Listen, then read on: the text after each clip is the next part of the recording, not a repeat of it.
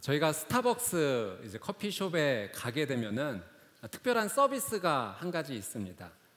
그곳에 미리 닉네임을 등록하면 직원이 그 닉네임으로 불러주는 것입니다. 누구누구 고객님 주문하신 음료 나왔습니다. 이렇게 불러주는 것이죠. 근데 우리나라 분들이 굉장히 이게 재치가 많으셔서 닉네임을 굉장히 재미있게 등록을 하게 되었고, 그래서 이걸 부르는 직원분들이 굉장히 고생을 한다라는 글을 제가 보았는데요. 이런 닉네임을 등록한 겁니다. 제가 쏠게요 고객님, 저도 한 입만요 고객님, 저금통 털어온 고객님, 맛있겠네요 고객님. 이것도 좀 굉장히 특별했습니다. 난 직원이고 넌 고객님, 뛰어오세요 고객님, 받자마자 쏟을 고객님, 숨겨왔던 나의 고객님. 이 닉네임은 정말 힘들었습니다. 경찰청 철창살 고객님. 그래서 이 직원분들 하여금 발음하기 힘들도록 또 의미가 굉장히 재치 있도록 이렇게 닉네임을 등록을 하게 되죠. 여러분, 우리 모두에게는 이름이 있습니다. 그 이름이 주는 의미가 있죠. 그 이름을 통해서 나의 존재가 얼마나 중요한지 드러나게 됩니다. 왜 우리는 이름을 중요하게 여기는가, 그리고 이름 짓는 것을 굉장히 소중하게 여기는가? 성경을 보면 하나님께서 첫사람 아담에게 첫 번째로 맡기신 일이 무엇인가? 이름 짓는 일이었습니다. 우리 성경 말씀 한번 볼까요? 창세기 2장 19절 말씀 같이 한번 읽어보도록 하겠습니다. 시작. 그래서 여호와 하나님께서 흙으로 온갖 들짐승들과 공중의 온갖 새들을 다 빚으시고 그것들을 아담에게로 데려오셔서 그가 어떻게 이름을 짓는지 보셨습니다. 아담이 각 생물을 무엇이라 부르든지 그것이 그의 이름이 됐습니다. 하나님께서 첫사람 아담에게 맡기신 첫 번째 사역, 이름을 짓는 것이었고요. 그래서 아담이 짓는 그 이름이 부르는 이름이 된 것이죠. 왜 하나님께서는 이름 짓는 것을 첫 번째 이 숙제로, 사역으로 아담에게 맡기셨을까? 여러분, 왜냐하면 하나님께서도 이름을 가지고 계시기 때문에 그래요. 이름을 가지고 계신 하나님께서 이름 짓는 일을 아담에게 맡기신 것입니다. 여러분, 그래서 우리는 하나님의 이름을 통해서 하나님이 어떤 분인지를 알아갈 수가 있습니다. 하나님의 이름, 성경에 표현된 하나님의 이름, 하나님의 이름이 무엇일까? 한 번은 하나님께서 모세를 부르셔서 이런 부탁을 합니다. 이집트에 지금 이스라엘 백성들이 고통받고 있는데 그 백성들을 네가 데리고 나왔으면 좋겠다. 하나님, 제가 그 백성들을 데리고 갔을 때 누가 나를 보내서 이곳에 왔냐고 물어보면 제가 하나님의 이름을 어떻게 대해야 됩니까? 그 질문에 하나님께서 하나님의 이름을 소개시켜 주세요. 우리 출애굽기 3장 13절 14절 말씀 같이 한번 읽어보도록 하겠습니다. 시작. 모세는 하나님께 제가 이스라엘 백성들에게 가서 너희 조상의 하나님께서 나를 너희에게 보내셨다라고 할 때 그들이 그의 이름이 무엇이냐 하고 물으면 제가 뭐라고 해야 합니까? 라고 말했습니다. 14절. 하나님께서 모세에게 말씀하셨습니다. 나는 스스로 있는 자다. 너는 이스라엘 백성들에게 말하여라. 스스로 있는 자가 나를 너희에게 보냈다라고 말이다. 하나님께서 하나님의 이름을 알려주시는데요. 나는 스스로 있는 자다. 이 스스로 있는 자가 히브리어에서 여호와입니다. 이것을 우리말 성경에서는 풀어서 스스로 있는 자라고 설명을 했죠. 그래서 영어 번역에서는 I am who I am. 나는 스스로 있는 자. 근데 여호와라는 이 이름, 스스로 있는 자라는 이 이름 안에는 어떤 의미가 담겨 있냐면 영원하신 하나님, 그리고 전능하신 하나님, 여호와가 보내서 왔다라고 이야기하라. 영원하신 하나님, 스스로 있는 자, 전능하신 분이 보내셨다 하라라고 하나님께서 하나님의 이름을 소개해 주신 것입니다. 오늘 저희가 읽은 시편 23편의 말씀에도 하나님의 이름이 소개되어 있어요. 여호와 하나님. 그리고 그 여호와 하나님의 이름뿐만 아니라 조금 더 보충 설명된 표현이 나오죠. 우리 오늘 23편의 1절 2절 말씀 한번 같이 한번 읽어보도록 할게요. 시작. 여호와는 나의 목자이시니 내게 부족한 것이 없습니다. 그분이 나를 푸른 목장에 눕히시고 잔잔한 물가로 인도하십니다. 여러분, 이 시편 23편은요 교회를 다니시는 우리 성도님들이 아마 가장 사랑하는 성경 구절 가운데 하나입니다. 여호와는 나의 목자이시니 내게 부족한 것이 없습니다. 하루는 어떤 교회에서 목사님께서 이 시편 23편 말씀을 본문으로 그 다음날 이제 주일 설교를 준비를 하셨습니다. 그래서 토요일 날 우리 교회 담당자에게 전화를 걸어서 본문과 제목을 이렇게 말씀하신 거예요. 이제 내일 설교는 시편 23편이고 제목은 여호와는 나의 목자시니. 근데 그 담당자분이 듣다가 이렇게 다시 질문한 거예요. 목사님, 그게 답니까? 근데 목사님 또 이렇게 대답을 하신 거죠. 뭐가 더 필요해? 그 다음날 주보가 나왔는데 제목이 이렇게 나왔다고 합니다. 여호와는 나의 목자시니 뭐가 더 필요해? 근데 목사님께서 잘못 나온 거예요. 근데 보시고 나서서 이거 더 정확한 표현 같다. 여호와는 나의 목자시니 뭐가 더 필요해? 그래서 그렇게 설교를 하셨다는 에피소드를 한번 들어본 적이 있는데요. 여러분, 여호와는 나의 목자시니 내게 부족함이 없습니다라는 이 말씀이요, 우리 각 사람의 마음 가운데 좋은 감동과 영향력으로 남는 이유가 무엇일까요? 우리 모든 사람들의 각 기도의 제목을 다 모아서 공통점을 뽑아보면 이런 공통점이 있을 거예요. 하나님, 제 인생 가운데 부족한 것이 좀 없었으면 좋겠어요. 아마 이것이 우리 모든 사람들의 기도의 공통점일 거예요. 하나님, 내 건강이 부족하지 않았으면 좋겠어요. 차고 넘쳤으면 좋겠어요. 하나님, 나에게 재정이 부족하지 않았으면 좋겠어요. 하나님, 명예가 부족하지 않았으면 좋겠어요. 지식이 부족하지 않았으면 좋겠어요. 인기가 부족하지 않았으면 좋겠어요. 다 차고 흘러넘쳤으면 좋겠어요. 이것이 우리 모두의 각자의 마음의 중심 가운데 있다라고 하는 사실이죠. 근데 오늘 시편 23편을 지은이가 누구냐면 다윗입니다. 다윗이 이렇게 고백한 거예요. 여호와는 나의 목자시니 내게 부족함이 없습니다. 도대체 다윗이 누렸던 이 삶의 풍성함의 비결은 무엇인가?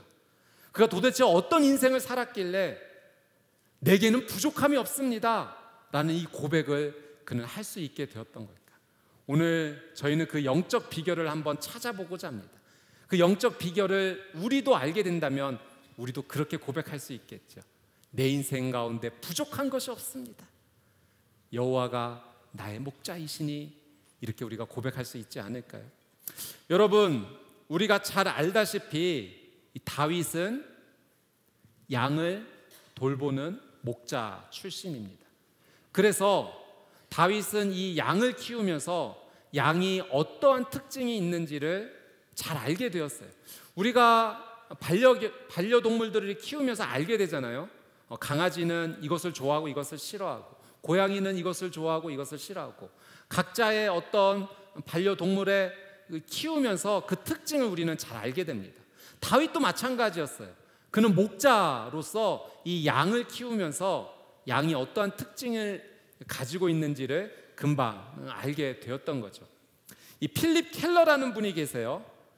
이분은 그 동아프리카 선교사, 아버지가 선교사셨는데 선교사의 자녀로 이제 태어나게 되셨고, 그 후에 실제로 양을 키우는 일을 한 8년 정도 하셨다고 합니다.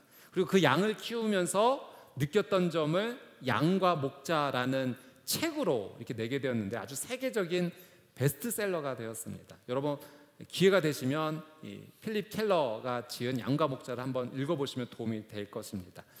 그 양의 특징을 몇 가지로 이렇게 구분했는데, 첫 번째, 이 양의 특징은 이런 특징이 있어요. 시야가 연약합니다.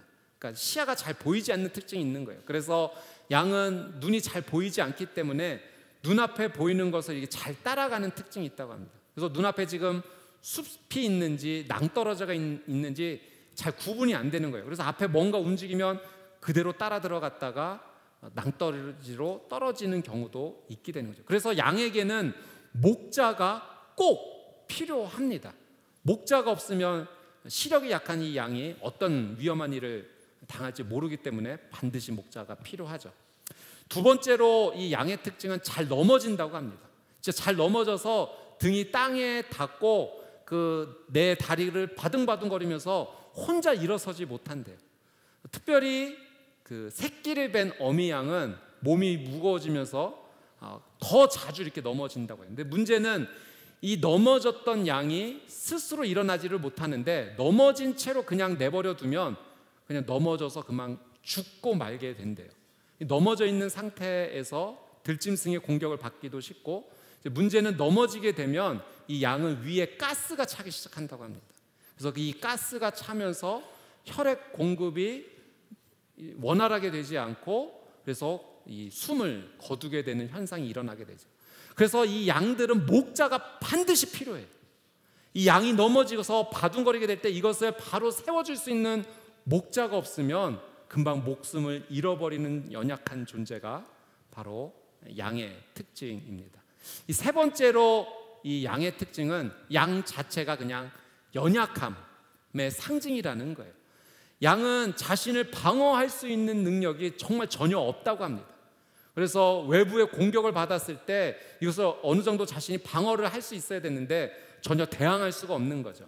특별히 여름철 파리떼들의 공격을 받을 때 정말 아주 심한 고난 가운데 양이 처하게 됩니다. 이 파리들이 양의 코의 점막에 새끼 알을 까게 되고, 이 알이 나중에 부화돼서 유충이 되면은 이 양의 코를 통해서 양의 머릿속으로 이렇게 기어 올라가게 된다고 하죠. 그래서 양의 머리를 이렇게 파먹고 공격하고 염증을 일으키는, 너무나 괴로워서 이 파리 유충이 머리로 들어가게 되면 양들이 나무의 머리를 박는 일도 있고 땅에 머리를 박으면서 아주 그냥 고통 가운데 이렇게 몸부림치는 일들이 비일비재한다고 합니다. 그래서 양은 목자가 반드시 필요하다는 거예요. 파리떼의 공격을 받기 전에 목자가 코나 양의 머리에 기름, 파리떼가 공격하지 못하도록 기름을 꼭 발라줘야 된다고 해요. 그래야 이 파리떼의 공격을 받지 않는 거죠. 이 시편 23편의 표현에 주께서 내 머리에 기름을 부으셨으니 라는 이 표현은 다윗이 그냥 한 것이 아닌 것이죠. 목자의 사랑으로 돌봄을 받아야지만 이 양이 살 수 있기 때문에 다윗이 그런 표현을 하게 된 것입니다. 다윗은 이 양을 키우면서 양이 어떤 특징이 있는지를 보게 되면서 목자가 양을 얼마나 사랑하는지도 본인의 행동을 통해서 깨닫게 된 거예요. 그래서 하나님을 향해서 하나님이 나를 그토록 사랑해 주시는구나, 하나님이 나의 목자가 되어 주시는구나, 여호와는 나의 목자시니라는 고백을 다윗이 하게 된 거죠. 여호와는 나의 목자이시니, 이것을 히브리어 표현으로 보면 여호와 로이라는 표현입니다. 우리말로는 여호와는 나의 목자시니 조금 길지만 히브리어 단어는 두 단어예요. 여호와 로이. 여호와는 좀 전에 저희가 살펴보았듯이 하나님의 이름이고, 로이가 나의 목자입니다. 여러분, 다윗이요 이 양을 키우면서 하나님이 자신을 얼마나 사랑하는지를 느꼈기 때문에 여호와 로이, 여호와는 나의 목자시니, 여호와는 나의 목자시니를 그의 인생 가운데 수도 없이 고백을 했던 거예요. 목자는 양을 정말 사랑합니다. 한시도 이 양에게서 눈을 뗄 수가 없는 거예요. 그냥 한 번 봤다가 다른 일을 한참 하다가 보는 양에게 돌아오는 것이 아니라 계속해서 이 양을 지켜만 봐야 돼요. 양이 시력이 약하기 때문에 어디로 갈지 모르기 때문에 그렇습니다. 이 양이 넘어지면 바로 세워져야 되기 때문에 양을 꼭 지켜봐야만 되는 거예요. 양이 들짐승의 공격을 받고 있지는 않는지, 파리떼들의 공격을 받고 있지는 않는지, 상처가 나지는 않았는지 기름을 발라가며 양들을 늘 주목했던 그것이 바로 목자였기 때문에 다윗은 하나님께서 자신의 인생 가운데 이렇게 놀라운 사랑을 베풀어 주신 것을 여호와는 나의 목자시니, 여호와 로이, 여호와 로이라고 고백하면서 하나님 앞에 그 신앙의 고백을 했던 것입니다. 저는 오늘 이 말씀을 이제 묵상하는데 오늘 큐티 말씀이 요한복음 1장의 말씀의 한 부분이었거든요. 이런 내용이 있었어요. 예수님에게 빌립이라는 제자가 나다나엘을 이제 소개시켜 주고자 나다나엘에게 가서 이렇게 얘기합니다. 나다나엘, 우리가 그토록 기다리던 메시아, 내가 그분을 만났어. 내가 너를 그분에게 소개시켜 주고 싶어. 근데 나다나엘이 시큰둥한 거예요. 나사렛에서 그런 메시아가 난리가 있겠어? 근데 예수님께서 이 나다나엘을 만나시면서 이렇게 말씀하시는 거죠. 너는 이스라엘에서 거짓이 없는 사람이구나. 네가 무화과 나무 아래 있을 때 내가 너를 보았다라는 말씀을 나다나엘에게 예수님께서 해주세요. 근데 나다나엘이 깜짝 놀랍니다. 그리고 예수님의 그 말씀 앞에 예수님은 살아계신 하나님의 아들이십니다라는 고백을 바로 하게 돼요. 근데 성경에서는 나다나엘이 그 무화과 나무 아래서 무엇을 했는지 정확하게 기록이 되어 있지 않아요. 근데 제가 오늘 그 말씀을 보면서 굉장히 제 개인적으로 감동이 됐던 것은 예수님께서 이렇게 말씀하셨기 때문에 그래요. 내가 너 봤다. 무화과 나무 아래 있을 때 내가 너 봤다. 예수님께서 너를 봤다라는 표현이 저에게 오늘 이렇게 들린 거예요. 소리야, 내가 너를 늘 지켜보고 있어. 네가 힘들고 어려울 때 무슨 도움이 필요할지 내가 너를 도와주고 싶어서 내가 너를 지켜보고 있다. 내가 너와 함께하고 있어 라는 음성으로 저에게 들린 거예요. 그래서 제가 오늘 그 큐티에 뭐라고 오늘 적어놨냐면 나는 혼자가 아니다. 여러분, 다윗이요, 여호와 로이, 여호와는 나의 목자시니 이렇게 고백하면서 똑같은 심정이었을 거예요. 나 혼자 아니구나. 하나님이 나를 지켜보고 계시네. 내가 늘 양을 이렇게 늘 계속 지켜보고 있는 것처럼 하나님께서 나를 지켜보고 계시네. 하나님 나의 목자시네. 나 혼자 아니네.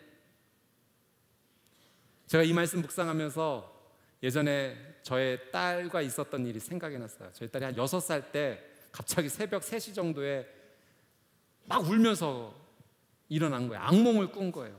왜 울어? 이렇게 제가 이렇게 다독였더니 꿈에서 엄마 아빠 잃어버리는 꿈을 꿨다는 거예요. 그래서 엄마 아빠를 간신히 찾았는데 그 엄마 아빠가 괴물로 변해버리는 아주 무서운 꿈. 그러더니 이제 괜찮아, 아빠가 이제 있으니까 자자 하는데 잠 못 자겠어요. 너무 무서워요. 또 꿈 꿀까 봐 무서워요. 제가 그래서 한동안 이 아이를 이렇게 안심시켜주면서 아빠가 옆에 꼭 있을게. 괜찮아. 아빠가 옆에 있으니까 괜찮아 하면서 이 아이를 안심시키면서 재웠습니다. 제가 이제 그날 다시 하루를 이제 보내면서 그날 가운데 제 마음이 굉장히 힘들었던 일이 있었어요. 그리고 저녁에 돌아와서 너무 힘드니까 저도 모르게 이렇게 그냥 의자에 앉아서 이렇게 툭 이렇게 말한 거예요. 하나님, 저 너무 힘들어요. 근데 하나님께서 갑자기 제가 그 툭 내뱉는 말과 함께 그날 새벽 3시에 있었던 일이 갑자기 탁 생각이 나게 하시면서 제가 제 딸에게 해줬던 그 음성으로 하나님께서 저한테 똑같이 말씀해 주시는 거예요. 소리야, 인생을 살다 보면 악몽같이 느껴질 때가 있지. 살다 보면 다시 살기 싫을 만큼 끔찍하게 느껴질 수도 있단다. 포기하고 싶고 의욕이 많이 내려올 때도 있어. 그래도 내가 너와 함께 있으니까 괜찮아. 내가 너와 함께 할 거야. 제가 제 딸에게 괜찮아, 아빠 있으니까 괜찮아라고 했던 그 음성 그대로 내가 너의 아빠니, 내가 너와 함께하니 괜찮아. 사랑 여러분, 여호와는 나의 목자시니라고 고백했던 다윗은요, 하나님께서 나와 함께 하시는구나, 나를 늘 지켜보고 계시는구나, 나를 도와주시는구나. 저는 다윗이 고백했던 이 신앙의 고백이 여러분의 고백이 되시기를 주님의 이름으로 축복합니다. 여러분, 그래서요 2020년을 시작하는 이 첫 주에 우리는 이렇게 계속 고백할 수 있어야 돼요. 여호와 로이, 여호와는 나의 목자시니, 여호와는 나의 목자시니. 이것이 여러분의 귀한 신앙의 고백이 되기를 주님의 이름으로 축복합니다. 오늘 본문 말씀에 이런 표현도 있어요. 4절 말씀인데요, 우리 4절 말씀을 같이 한번 읽어보도록 하겠습니다. 시작. 내가 죽음의 그림자가 드리운 골짜기를 지날 때라도 악한 것을 두려워하지 않는 이유는 주께서 나와 함께 계시기 때문입니다. 주의 지팡이와 막대기가 나를 지키시고 보호하십니다. 여러분, 이 목자들이 이스라엘에서 양을 키우다 보면은 골짜기로 데려가는 경우가 있다고 합니다. 이 골짜기로 데려가는 이유는 이스라엘 팔레스타인 지역에서는 1년 내내 이 풀이 항상 유지가 되지 않고 1년의 반 이상이 황무지가 되기 때문에 풀이 있는 곳을 꼭 찾아서 양을 데리고 이동을 해야 된다고 합니다. 근데 이 골짜기 부근에도 이 풀이 있기 때문에, 먹을 물이 있기 때문에 양들을 데리고 그곳으로 목자들이 이동을 시키는 거죠. 그런데 이 골짜기로 가는 과정 가운데 길이 험난할 때도 있다고 합니다. 쉽지 않을 때도 있는 거예요. 그런데 그 길을 목자가 양을 데리고 데려가는 거죠. 특별히 뜨거운 한여름의 경우에는 그 골짜기에서 양들이 쉴 수 있는 그늘도 골짜기에 마련되기 때문에 양들을 꼭 데려가게 되는데요. 여러분, 중요한 사실 한 가지가 있어요. 목자가 양을 데리고 골짜기로 가게 될 때는요, 그냥 오늘은 이 골짜기 한번 가볼까, 저 골짜기 한번 가볼까 즉흥적으로 하지 않는다는 거예요. 양을 데리고 가기 전에 목자가 그 골짜기를 미리 방문한다는 겁니다. 풀이 충분히 있는지, 먹을 물이 있는지, 가는 길에 위험하지는 않는지, 들짐승들이 여기에서 숨어 있다가 공격하지는 않는지 목자가 미리 모든 것을 다 체크하고 살펴본 후에 안전하다고 판단이 되었을 경우 양을 데리고 그 골짜기로 데려간다라고 하는 사실이죠. 여러분, 하나님께서 우리의 인생 가운데 함께 하신다는 것이 이와 같아요. 여러분, 우리의 인생을 살다 보면 뜻하지 않는 골짜기를 걷는 경우가 있어요. 그런데 우리가 그 골짜기를 걸어도 두려워하지 않을 이유가 있다면 그 골짜기에 하나님께서 나와 함께 하시기 때문에 그렇습니다. 하나님은 내 인생의 모든 과정을 알고 계세요. 그리고 그 과정 가운데 어떻게 나를 지켜주시고 보호해 주실지를 이미 하나님은 다 알고 계시죠. 그래서 그 골짜기를 지나가도 두려워하지 않을 이유는 하나님께서 나와 함께 하심을 믿기 때문에, 믿을 뿐만 아니라 실제로 하나님께서는 내 인생 가운데 그 골짜기를 지날 수 있는 놀라운 은혜를 주시기 때문에 우리는 그 골짜기를 걸어갈 수가 있는 것입니다. 여러분, 이 팔레스타인 지역에서 이 골짜기, 이스라엘 지역은 산악지대가 많기 때문에 골짜기도 굉장히 많다고 합니다. 그런데 이 골짜기 자체가 아주 그렇게 위험하거나 아주 척박하거나 대부분의 그런 경우는 아니라고요. 갈 만한 장소가 꽤 있다고 합니다. 그런데 문제는 이 골짜기가 위험해지는 순간이 있다는 거예요. 그때가 언제냐면은 이스라엘에 갑자기 국지성 호우가 쏟아질 때, 비가 갑자기 내려서 그 골짜기로 급류가 형성이 돼서 물이 한 번에 갑자기 흘러내리게 될 때 그 골짜기에 머물게 되면 위험해지게 되는 거죠. 양들이 그 골짜기에 있다가 갑자기 쓸어내려오는 이 물줄기를 맞으면 그냥 오도 가도 못하고 바로 생명을 잃어버리게 되는 거예요. 그래서 골짜기로 갈 때는 목자가 양들에게 반드시 필요한 것입니다. 그 이스라엘 지역에 급류가 형성되는 영상이 있는데요, 잠깐 한번 보고 또 말씀을 계속 한번 이어가도록 하겠습니다.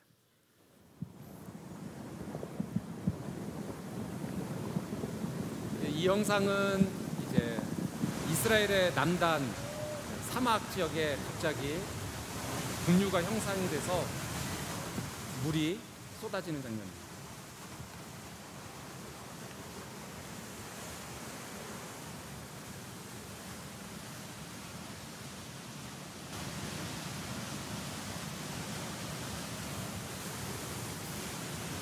이런 골짜기 사이에 만약 양들이 머물게 있다가 이런 급류를 만나게 되면 아주 손쓸 틈 없이 당할 수밖에 없는 것입니다. 여러분, 우리의 인생에서 골짜기를 지나간다는 것이 어떤 의미일까요? 우리 인생의 골짜기를 지나간다는 것은 아주 힘들고 어려운 어떤 장소가 그곳에 내가 머문다라는 의미이기보다는 그런 어려운 상황을 우리의 인생 가운데 맞이하는 거예요. 우리 인생에 그런 경우가 있잖아요. 갑자기 생각지도 않았는데 건강에 적신호가 찾아왔을 때, 그리고 내가 전혀 준비하지 못했는데 인생의 어려운 문제들이 내 삶 가운데 터져 나왔을 때, 그럴 때가 내 인생의 골짜기를 지나가는 시점인 거죠. 여러분, 그때 나의 목자 되신 하나님이 나와 함께 하시지 않는다면 우리는 그런 어려움 속에서 우리는 그대로 그 어려움을 직격탄으로 맞을 수밖에 없는 상황입니다. 그러나 목자 되신 하나님께서 나와 함께 하시면 그 급류가 쏟아지는 것을 보면서 양을 안전한 곳으로 목자는 이동시켜 주는 것이죠. 하나님을 나의 목자라고 고백하면서 살아가는 삶, 여호와는 나의 목자시니 여호와로이라고 고백하는 그 사람의 인생 가운데는 골짜기 같은 인생의 어려움이 펼쳐진다 할지라도 하나님께서 그 인생을 가장 안전한 곳으로 피난처로 이동시켜 주실 줄 믿습니다. 그래서 우리의 삶 가운데 여호와는 나의 목자신이라는 이 믿음의 고백, 나의 목자 되신 하나님을 만나는 것이 정말로 중요한 겁니다.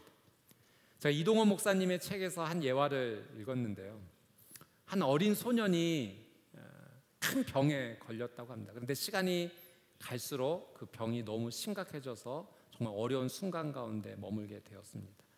하루는 어머니가 시편 23편 말씀을 읽어 주었어요. 여호와는 나의 목자시니 내게 부족함이 없으리로다. 아들아, 하나님이 엄마의 목자셔.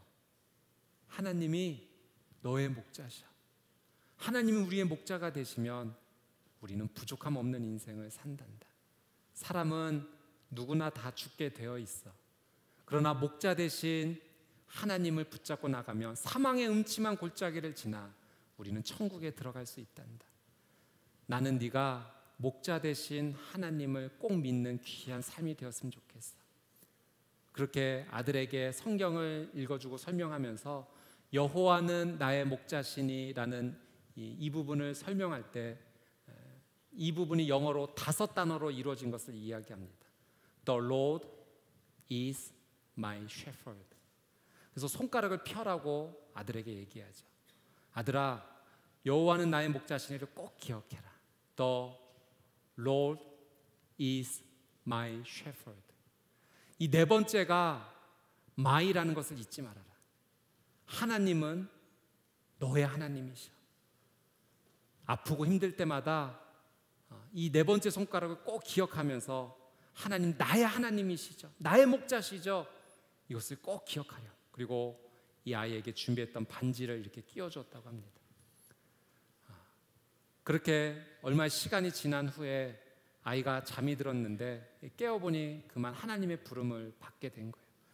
근데 이 아들이 오른손에 반지를 꼭 쥐고 있는 모습을 하고서 하나님께 부름을 받았습니다. 여호와는 나의 목자시니를 고백하면서 천국에 들어가게 된 것이죠. 사랑하는 여러분, 우리가 2020년 이제 첫 주를 시작하면서 하나님이 어떤 분이신지를 우리가 하나님의 이름을 통해서 이 시간 알아가고 있어요. 하나님께서 우리에게 말씀해 주시죠. 나는 너의 목자야. 여호와 로이를 우리에게 말씀해 주셨어요. 여러분, 우리는 이 여호와 로이, 목자 되신 하나님을 꼭 붙잡고 살아가는 2020년이 되기를 주님의 이름으로 축복합니다. 그분은 나를 늘 지켜봐 주시는 여호와 로이세요.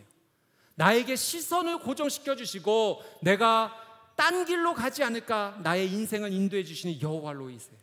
내가 혹시 뒤집혀져서 발버둥 치고 있을 때 나에게 뛰어와서 내 인생을 바로 잡아주시는 여호와 로이세요. 누군가 나를 공격하고 힘들게 할 때 내 머리에 기름을 발라주시고 내 아픈 상처를 치유해 주시는 여호와 로이세요. 여러분, 우리가 여호와는 나의 목자시니 내게 부족함이 없습니다라고 고백할 수 있는 이유는 이미 내 인생 가운데 정말로 무언가 차고 흘러넘쳐서 그것 때문에 감사하다고 고백하는 것이 아니라 하나님 그분이 내 인생 가운데 함께 하시기 때문에 하나님 한 분만으로 그분이 나의 목자이시니 나는 그것으로 충분히 만족합니다. 부족하지 않습니다. 내 인생은 목자 되신 하나님을 따라 영원한 천국으로 인도받는 거룩한 인생이 될 것입니다. 고백할 수 있기 때문에 그렇습니다. 저는 여러분의 귀한 삶이 여호와 로이를 매일 매순간 외치시며 여호와 로이, 하나님, 목자 되신 하나님, 나의 목자 되신 하나님, 나의 하나님, 오늘 나와 함께 해주십시오. 귀한 신앙의 고백을 하며 사시는 저와 여러분의 삶이 되시기를 주님의 이름으로 축복합니다. 오늘 주신 말씀 붙잡고 제가 한번 기도하도록 하겠습니다. 혹시 오늘 말씀 앞에서 내 인생 가운데 너무 힘들고 어려운 순간, 사망의 음침한 골짜기를 지나는 것 같은 그런 힘든 순간을 겪고 계신 분이 계시다면 한번 가슴에 손을 얹고 제가 이 시간 한번 기도해 드리도록 하겠습니다.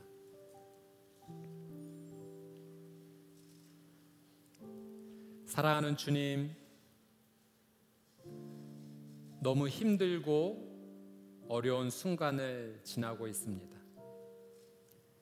내 힘으로 해결할 수 있다면 최선을 다해 보겠는데 이 문제는 내 힘으로, 내 능력으로 도저히 풀 수 없는 상황입니다.